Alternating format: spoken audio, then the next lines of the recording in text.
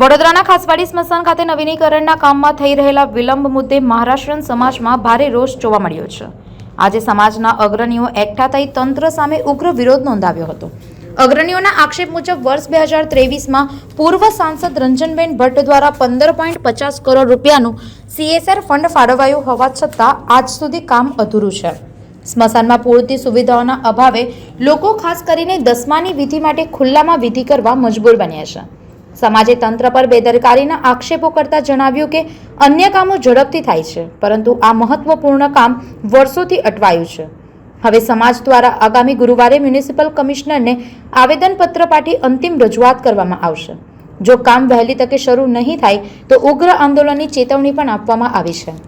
રંજનબેનની સાથે સાથે સ્થાનિક તંત્રએ પણ અમને વાયદા કરેલા નગરસેવકો કે 1.5 થી 2 વર્ષમાં સંપૂર્ણ સ્મશાન તૈયાર થઈને તમને મહારાષ્ટ્રીયન સમાજની સાથે સાથે ઇતર જાતિના માટે પણ ઉપયોગ થાય છે સોંપવાની વાત કરેલી.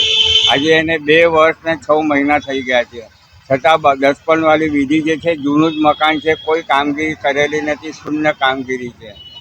કંપની જે છે IOCL અને પાવર ગ્રીડ કંપનીએ 7.50 મળીને 15.50નો ફંડ પણ આપેલો છે. તે વખતે સંસદબેન રંજનબેન ભટ્ટે મદદ કરેલી. હવે એ સત્તા ઉપર નથી, છતાં અમે એમને પણ વિનંતી કરી. કોર્પોરેશનમાં અનેકવાર મહારાષ્ટ્રીયન સમાજે આવેદનપત્ર આપ્યા, ઠાલા વચનો આપે છે થઈ જશે. બાજુમાં ચિતાવાલી જો ભાગ છે એ હવે પૂર્ણ થવાના આરે છે. જ્યારે મહારાષ્ટ્રીયન સમાજના સાથે ભાજપ સરકાર છેલ્લા 30 વર્ષથી અવગણના કરે છે. જોવામાં જાય તો કેન્દ્રમાં CR પાટીલ મહારાષ્ટ્રીયન છે, વિધાનસભામાં બાળુ શુક્લ મહારાષ્ટ્રીયન છે, દંડક કોર્પોરેશનમાં હવે ઉતરી ગયા, પણ તે સુધી 30 વર્ષ સુધી દંડક શૈલેષ પાટીલ હતો.